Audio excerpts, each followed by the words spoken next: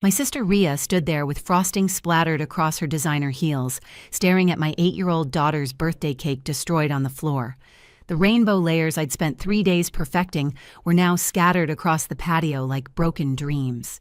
"She doesn't deserve a celebration," she spat, while 30 guests watched in horror. But when my little girl Penny smiled and held up her tablet saying, "Aunt Rhea, should I show everyone what you did last night?" I knew my shy daughter had just become the bravest person in that room. Let me back up because you need to understand who we all are to grasp how insane this moment was. I'm Grace, 35 years old, and I run a small bakery called Sweet Memories on Maple Street. You know that corner shop with the yellow awning where kids press their noses against the glass to see the cupcakes? That's mine. I inherited it from my grandmother, along with her secret recipe books that she brought from France 50 years ago. Every morning at 4 a.m., you'll find me covered in flour, piping roses onto wedding cakes, or glazing donuts for the before-work crowd. It's not glamorous work, but I love it. My daughter Penny just turned 8 that day. She's the quiet one in class, the girl who sits in the back row and draws unicorns in her notebook margins. Her teachers always write the same thing on report cards. Penny is sweet but needs to participate more. She got my brown eyes and unfortunate tendency to blush when anyone looks at her too long. But here's what most people don't know about Penny. She sees everything. While other kids are talking and showing off, she's watching, listening, absorbing every detail like a little sponge in light-up sneakers. Then there's my sister Rhea, 3 years older than me, and about $1 million richer. Real estate is her game, and she plays it ruthlessly. You've probably seen her face on bus stop benches around town. Rhea Morrison, making your dreams come true. She drives a white Mercedes that costs more than I make in a year and lives in one of those glass houses overlooking the river. Growing up, she was the golden child who got straight A's and scholarship offers while I was burning cookies in home economics. Our parents thought she'd become a doctor or lawyer. Instead, she became something worse, someone who measures human worth in dollar signs. My mother, Dorothy, 62 and still trying to pretend her daughters get along, arrived at the party wearing her favorite purple dress and carrying enough wrapped presents to stock a small toy store. She's one of those mothers who never quite figured out where she went wrong, why one daughter bakes happiness for strangers while the other destroys anyone who threatens her success. Mom volunteers at the library, leads a book club, and makes the best potato salad in 3 counties. She also has this tragic habit of making excuses for Rhea's behavior, always saying things like, "She's just stressed from work," or "Success is lonely at the top." My brother Wade is the forgotten middle child who somehow turned out normal. At 40, he's a high school history teacher with twin boys who could destroy a clean room in 30 seconds flat. Wade married smart, chose teaching over corporate law, and shows up to every family event with homemade cookies and a referee whistle for when things get heated. He's the one who taught Penny how to ride a bike and how to save computer files in multiple places, just in case the first one disappears. That lesson would prove more valuable than any of us imagined. The party was supposed to be simple. Just family, some school friends, and neighbors gathering in my backyard to celebrate Penny turning 8. I'd strung fairy lights between the trees and set up a craft station where kids could decorate their own cupcakes. The bounce house rental took most of my savings, but seeing Penny's face when she saw it that morning made every penny worth it. She actually squealed, then immediately covered her mouth, embarrassed by her own joy. "Mom, is all this really for me?" she'd asked, her voice barely above a whisper. "Every bit of it, baby," I told her, fixing the birthday girl tiara on her head. "You deserve to be celebrated." Those words would echo back to haunt me 3 hours later when Rhea decided my daughter deserved the exact opposite. But standing there in the wreckage of what should have been a perfect day, watching my 8-year-old hold that tablet with the steadiest hands I'd ever seen, I realized something powerful. Sometimes the people who speak the softest carry the biggest stick. And my quiet little Penny was about to show everyone, especially her Aunt Rhea, that being smart isn't about grades or test scores or how much money you make. It's about knowing when to watch, when to listen, and when to reveal what you've seen. The cake on the floor wasn't the disaster. The disaster was Rhea, thinking she could bully a child who'd inherited more than just her grandmother's eyes. She'd inherited her sense of justice, too. The morning started perfectly. I'd been up since 4 a.m. decorating our backyard with unicorn-themed decorations, Penny's current obsession. Purple and pink streamers twisted between the oak trees, and I'd spent an hour inflating a rainbow arch that kept trying to float away in the morning breeze. As a bakery owner, I knew the cake had to be spectacular, so I'd spent 3 days creating the perfect 3-tier rainbow cake with edible glitter that sparkled in the sunlight. Each layer was a different flavor, strawberry, lemon, and chocolate, because Penny could never pick just one favorite. "Mom, this is the best birthday ever," Penny whispered, hugging me tight as she surveyed the transformed backyard. She was still in her pajamas, her hair sticking up in 12 directions, but her eyes were brighter than I'd seen them in months. "Go get dressed, birthday girl. People will start arriving soon," I said, kissing the top of her head. She smelled like maple syrup from breakfast and that strawberry shampoo she insisted on using. By noon, the backyard was filling up. My mother, Dorothy, arrived first, naturally, carrying enough presents to require 2 trips from her car. "Where's my birthday princess?" she called out, and Penny ran into her arms, giggling as Mom spun her around. "Careful, Mom, you're back," I warned, but she waved me off. "I'm not that old yet, Grace. Besides, you only turned 8 once." She set Penny down and surveyed my decorations. "You've outdone yourself, honey. This looks like something from a magazine." "Thanks, Mom. Is Rhea coming?" I tried to keep my voice neutral. Mom's smile tightened just a fraction. "She said she'd be here. Some big property closing this morning, but she promised she'd make it." Wade arrived next with his twin boys, Tucker and Milo, who immediately started a water balloon fight despite my clear instructions about saving those for later. "Sorry, Grace," Wade called out, not looking sorry at all. "Boys will be boys." "Uncle Wade!" Penny ran to him, and he scooped her up with one arm. "There's the birthday girl. 8 years old, that's practically ancient," he teased, making her laugh. "I remember when you were born, no bigger than a loaf of bread." "Was I really that small?" Penny asked, fascinated as always by stories of her baby days. "Smallest baby I ever saw, but with the biggest eyes. You looked like you were trying to memorize everything from day one." More guests trickled in. Penny's teacher, Mrs. Henderson, brought her daughter. 3 girls from Penny's class arrived together, immediately admiring the bounce house. Our elderly neighbor, Mr. Chen, came with his grandson, carrying a gift wrapped in paper covered with dinosaurs, because, as he explained loudly, the store was out of unicorn paper, but dinosaurs are cool too, right? The backyard filled with laughter, kids bouncing and screaming with joy, parents chatting over cups of my homemade lemonade. I'd made 3 kinds of sandwiches, cut into fun shapes, and set up a fruit rainbow on a platter that actually looked like Pinterest photos for once. Everything was going exactly as planned. "Your daughter seems so happy," Mrs. Henderson said to me, watching Penny attempt a cartwheel with her friends. "She's really coming out of her shell lately." "She's been looking forward to this for months," I replied, feeling that warm pride only mothers know. She made a countdown calendar and everything. At 2 p.m. sharp, just as I was about to bring out the cake, I heard the unmistakable sound of Rhea's Mercedes pulling up. The bass from her music thumped twice before cutting off. She stepped out wearing a white silk dress that probably cost more than my monthly mortgage, her phone pressed to her ear, designer sunglasses perched on her perfectly styled blonde hair. "I don't care what the buyers want, tell them it's my way or no deal," she barked. Into the phone, her voice carrying across the yard. Several parents looked up. "They can't back out now, we're too far into escrow. Handle it, Derek. That's what I pay you for." She hung up and click-clacked across the grass in heels completely inappropriate for a backyard party. "Sorry I'm late, Grace," she said, not sounding sorry at all. "Some of us have real careers to manage." I bit my tongue, feeling the familiar sting of her casual cruelty. Not today. This was Penny's day, and I wouldn't let Rhea ruin it with her snide comments about my little baking hobby. "Rhea!" Mom rushed over to greet her. "We were starting to worry you wouldn't make it." "As if I'd miss my only niece's birthday," Rhea said loudly enough for everyone to hear, though she hadn't even looked at Penny yet. She was too busy typing on her phone, probably calculating commission on her latest sale while standing at a child's birthday party. The party was going beautifully until cake time.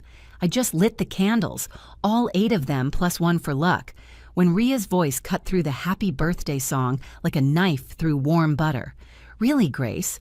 All this fuss for a child who can't even get straight A's?" The singing faltered, voices dropping off one by one like dominoes falling. I saw Penny's face fall, her smile vanishing as if someone had blown out more than just candles. The other kids looked confused. Parents exchanged uncomfortable glances, and Mrs. Henderson actually gasped.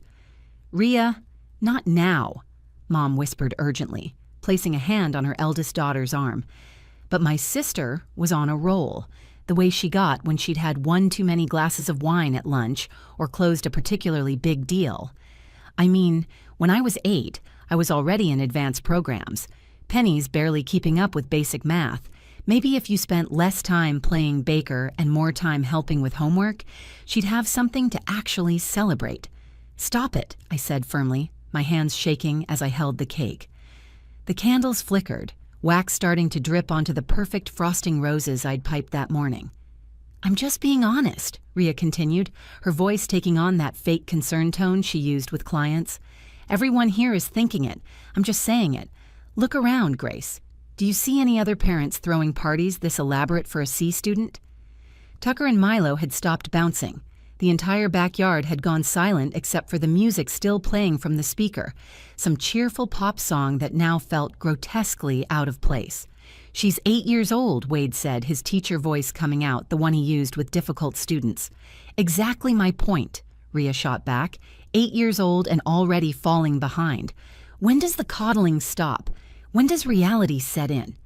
She walked closer to the cake table, her heels sinking slightly into the grass with each step. "You're not doing her any favors, Grace. The real world doesn't care about participation trophies and birthday parties." That's when Penny spoke up, her small voice barely audible, but somehow carrying across the yard. "I have a mom who loves me." The words hung in the air for a moment, so pure and simple that several parents smiled despite the tension. Mr. Chen nodded approvingly, but Ria laughed. Actually laughed, throwing her head back like Penny had just told the funniest joke. "Love doesn't pay bills, sweetie. Your mom knows that better than anyone, living off my loans half the time." I felt my face burn with humiliation. It was true that Ria had lent me money when the bakery's oven broke last year, and again when Penny needed dental surgery. But throwing it in my face at my daughter's birthday party in front of everyone we knew was a new low even for her. "Ria," Wade interjected, stepping forward, "there are children here." "Good, they should learn early that life isn't all unicorns and rainbows." She gestured at the decorations with disgust. "This whole fantasy world Grace has created is exactly the problem. No wonder Penny can't face reality when her mother can't either." She was standing right next to the cake table now, close enough that I could smell her expensive perfume mixing with the sweet vanilla frosting. Her manicured fingers drummed on the white tablecloth I'd borrowed from Mom. "You know what Penny's teacher told me?" Ria announced to the crowd, though Mrs. Henderson looked mortified. "She said Penny spends more time daydreaming than participating." "Well, of course she does. Look at her role model, a woman who thinks making cookies is a career." "My mommy's cookies are the best in town," one of Penny's classmates piped up, but her mother quickly shushed her. "That's sweet, honey, but being the best cookie maker in town is like being the prettiest pig in the mud," Ria said, her voice dripping condescension. "It's still not much to brag about." I watched Penny's face crumble completely, tears starting to pool in her eyes. My baby, my sweet girl who'd been so happy just minutes ago, was being emotionally destroyed by her own aunt at her birthday party. "This whole celebration is ridiculous," Ria declared, gesturing wildly. "You're setting her up for disappointment, Grace. Just like Dad did with you, always telling you that little bakery would make you happy. Look where that got you. A single mom drowning in debt, raising a child who will probably end up just like you." She was standing right next to the table now, her hand resting on the edge. I saw her fingers grip the tablecloth, and my brain couldn't process what was happening until it was too late. With one swift motion, she pushed the entire cake off the table. The beautiful 3-tier rainbow cake crashed onto the ground, splattering across the patio in an explosion of color. Frosting flew in every direction, hitting shoes and party dresses. The unicorn topper shattered into ceramic pieces, its golden horn rolling to a stop at Mr. Chen's feet. The entire party stood frozen in disbelief, 30 people watching the destruction like witnesses to a car crash.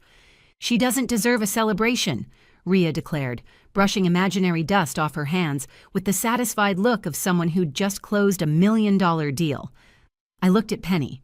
Tears were streaming down her face, her little shoulders shaking as she stared at the cake she'd been dreaming about for weeks. The birthday tiara I'd placed on her head that morning now seemed to mock her pain. My heart shattered worse than that unicorn topper, and I felt rage building in my chest like a volcano about to erupt. I was about to lose it. 8 years of built-up frustration with my sister was about to explode right there in front of everyone. My fists clenched, and I took a step forward, ready to show Ria what happened when you hurt my child. Wade must have seen it in my face because he moved closer, ready to intervene. But then something extraordinary happened. Penny wiped her tears with the back of her hand, took a deep breath that seemed too big for her small body, and smiled. Not a sad smile, not a forced smile, a knowing smile, the kind I'd never seen on her face before. "Aunt Ria," she said clearly, her voice carrying across the silent backyard, "should I show everyone what you did last night?" Ria's face went white, the color draining so fast I thought she might faint. "What are you talking about?" Penny walked over to the gift table, her light-up sneakers flashing with each determined step. She picked up her tablet, the same pink-case tablet Ria had given her last Christmas, insisting it would help her catch up academically. The irony wasn't lost on me. "You know, Aunt Ria, you were right about one thing," Penny said, her voice steady now, no trace of tears. "I'm not good at math, but I'm really good at other things, like noticing when people forget I'm there." My mother stepped forward, her purple dress swishing. "Penny, sweetheart, what's going on?" Penny turned to face everyone, holding the tablet against her chest like armor. "Last night, Aunt Ria came to our house. She said she needed to use Mom's computer for work because hers crashed. Mom was at the bakery doing overnight prep for my party, making sure everything would be perfect." "You little brat, give me that tablet," Ria hissed, but her voice had lost its earlier confidence. Wade stepped between them, his teacher authority taking over. "Let her talk," Penny continued, speaking to the crowd like she was giving a book report, clear and precise. "But she wasn't doing work stuff. I was in my room, supposed to be sleeping, but I heard her on the phone. So I crept down the hallway and watched through the crack in the door. Mrs. Henderson had pulled out her phone, and I noticed several other parents doing the same. They sensed something big was happening. She was in Mom's banking files, and she was on the phone with someone named Derek talking about how she was going to take Mom's bakery recipes and sell them to some big company. She said Mom was too stupid to know they were worth millions." The crowd gasped collectively. Mr. Chen's grandson actually dropped his juice box. "That's ridiculous," Ria sputtered, but sweat was beading on her forehead despite the mild afternoon temperature. "She took pictures of all Mom's secret recipe books," Penny continued, her confidence growing with each word. "The ones Grandma left her, the ones from France that Mom keeps in the locked drawer, the ones Mom never lets anyone see, not even me. Aunt Ria used Mom's key from the emergency hiding spot under the flour canister." I felt my knees go weak. Those recipes were my inheritance, my grandmother's legacy, the heart of my bakery. Some of them were over 100 years old, written in my grandmother's careful script with notes in French along the margins. "And I recorded everything on my tablet," Penny announced, holding it up higher. 23 minutes of video. I learned how to use the screen recording function from YouTube. You were so busy stealing from Mom that you never noticed the tablet propped up on the bookshelf." Wade put his hand on my shoulder, steadying me. "Smart girl," he murmured. "She called me this morning, asked me to help her save the files in multiple places. I thought she was working on a school project." "You're lying!" Ria lunged for the tablet, but Wade caught her arm, his grip firm from years of breaking up cafeteria fights. "Don't touch her," he warned, his voice carrying an edge I'd never heard before. Penny pressed play. The tablet's volume was turned all the way up, and Ria's voice filled the backyard crystal clear and unmistakable. "Derek, I'm telling you, my idiot sister has been sitting on a gold mine for years. These recipes are from our grandmother's famous bakery in France. Grace doesn't even realize what they're worth. Once I have them all documented, we can approach Delights International. They'll pay at least $2 million for exclusive rights." The video showed Rhea photographing page after page of my grandmother's handwritten recipe books, her phone camera clicking repeatedly. She was wearing the same designer watch she had on now, the same red nail polish. There was no denying it was her. "The best part," video Rhea continued while flipping through pages, "is Grace is so far behind on her loans to me, I can force her to sign over the rights as payment. She'll have no choice. I've already had my lawyer draft the papers. She's too trusting to read the fine print." Several parents were now openly recording with their phones. Mrs. Henderson looked disgusted. Mr. Chen was shaking his head, muttering something in Mandarin that didn't sound complimentary. But the video wasn't done. Rhea's voice continued. "Make sure the health inspector shows up Monday morning. I've already planted the evidence. A few dead roaches in the right places, some expired milk, hidden behind the good stuff, and her bakery gets shut down. Then she'll really be desperate." "Oh my God," someone whispered. It might have been me. "I put 3 dead roaches in a Ziploc bag in the back of her supply closet," video Rhea said, laughing, "and I changed the dates on some of her ingredient containers. That bakery will be closed by Monday afternoon, and she'll come crying to me for help. That's when I present the contract. She'll sign anything to keep from losing everything." The backyard erupted. Parents were talking over each other, some calling Rhea horrible names, others pulling their children closer as if her corruption might be contagious. Mom had collapsed into a lawn chair, holding her chest, her face pale with shock. Wade was already on his phone. "Yes, this is Wade Morrison. I need to speak to someone about corporate fraud and conspiracy charges. My sister has video evidence of attempted theft of intellectual property valued at over $2 million. Rhea tried to run, but her heel caught in the soft grass. She stumbled, her arms windmilling as she tried to catch her balance. Instead, she fell forward, landing face first in the destroyed birthday cake with a splat that would have been funny if the situation weren't so serious. When she lifted her head, rainbow frosting covered her entire face and designer dress. Red cake mixed with yellow and blue, creating a grotesque mask. Her perfectly styled hair was now matted with purple icing. She looked around at everyone filming her, at Mom's disgusted expression, at Wade now giving our address to what sounded like the police. "Penny," she sputtered through a mouthful of frosting, struggling to her knees. "Please, I'm your aunt. I was just trying to help the family. Those recipes should benefit everyone, not just your mother." Penny walked closer, still holding the tablet, and I moved to stand beside her. My daughter looked up at me, then back at her aunt. "You said I don't deserve celebration because I'm not smart enough," Penny said, her voice carrying the kind of dignity some adults never achieve. "But I was smart enough to protect my mom, and I was smart enough to know that when someone shows up at your house at night when they think nobody's watching, they're probably doing something wrong." She turned to the crowd. "And you know what else? I have copies saved in 3 different cloud accounts. Uncle Wade helped me set them up this morning. I also emailed a copy to myself, to Mom, and to Uncle Wade. So even if Aunt Rhea had gotten my tablet, it wouldn't have mattered." Wade nodded, putting his phone on speaker so everyone could hear. "My attorney is already filing charges.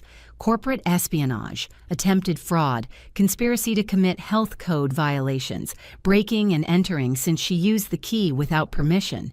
Rhea's real estate license is done. She'll be lucky if she doesn't serve jail time." Rhea tried to stand up, slipped on more cake, and fell. Again? This time, nobody moved to help her.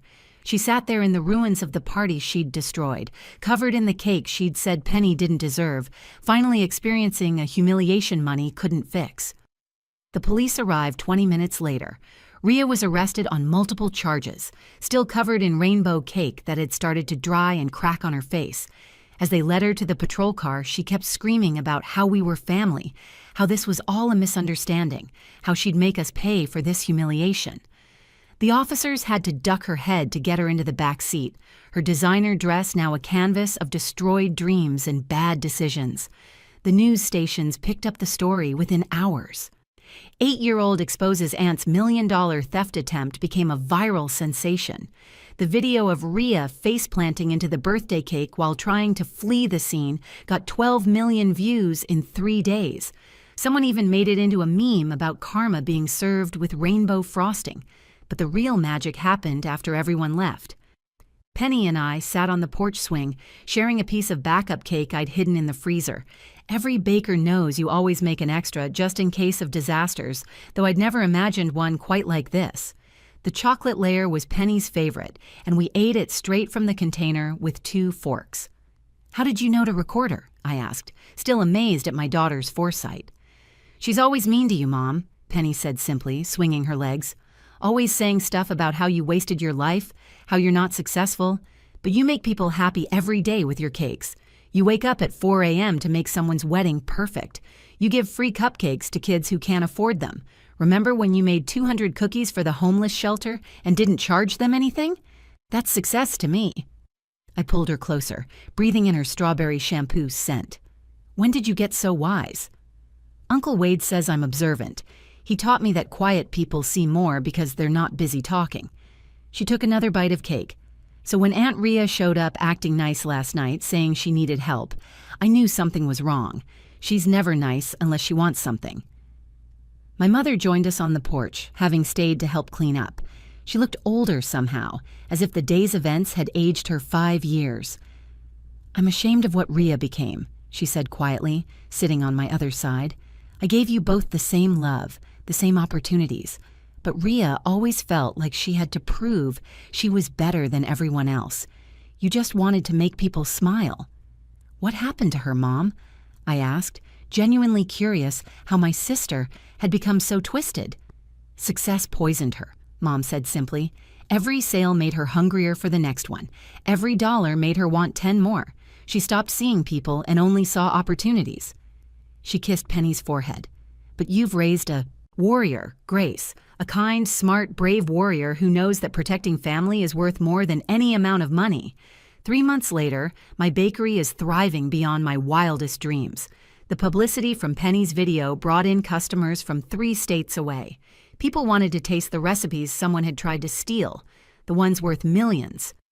Delights International did approach me, but this time for a legitimate partnership where I retain all rights to Grandma's recipes. The signing bonus alone paid off all my debts, including what I owed Rhea. Rhea lost her real estate license and is serving 2 years for attempted corporate theft and fraud.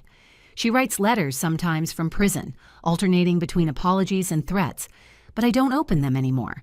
They go straight into a file my lawyer keeps, just in case. Wade helped me set up proper security and digital backups for all my recipes. He also installed cameras in the bakery and taught me about password protection. His boys now call Penny their hero cousin and beg her to teach them how to be super spies like her. But the best outcome happened last week. Penny's teacher called, and I tensed, expecting bad news. Instead, Mrs. Henderson was bubbling with excitement. "Penny's grades have improved dramatically," she said. "But more importantly, she's participating in class, raising her hand, even helping other students. She seems more confident, like she finally believes in herself." I smiled, watching my daughter in the backyard, the same yard where her world had shattered and reformed. She was teaching other kids from the neighborhood how to make friendship bracelets, patiently showing them each step. "She always was smart," I replied. "She just needed the right moment to show it." That cake on the floor taught us something that no expensive school ever could. Money and success mean nothing if you lose your soul pursuing them. Sometimes the quietest person in the room is the one who sees everything clearly, and the best revenge isn't served cold. Sometimes it's served covered in rainbow cake at exactly the right temperature. If you enjoyed this story about standing up to bullies and protecting what matters most, please like this video and share it with someone who needs to hear that being quiet doesn't mean being weak. Drop a comment below about a time when you or someone you know stood up to a bully in an unexpected way. And don't forget to subscribe to our channel for more incredible true stories about ordinary people doing extraordinary things. Hit that notification bell so you never miss a story about karma, justice, and the power of standing up for what's right. Thank you for watching. And remember, sometimes the smallest voice carries the biggest truth.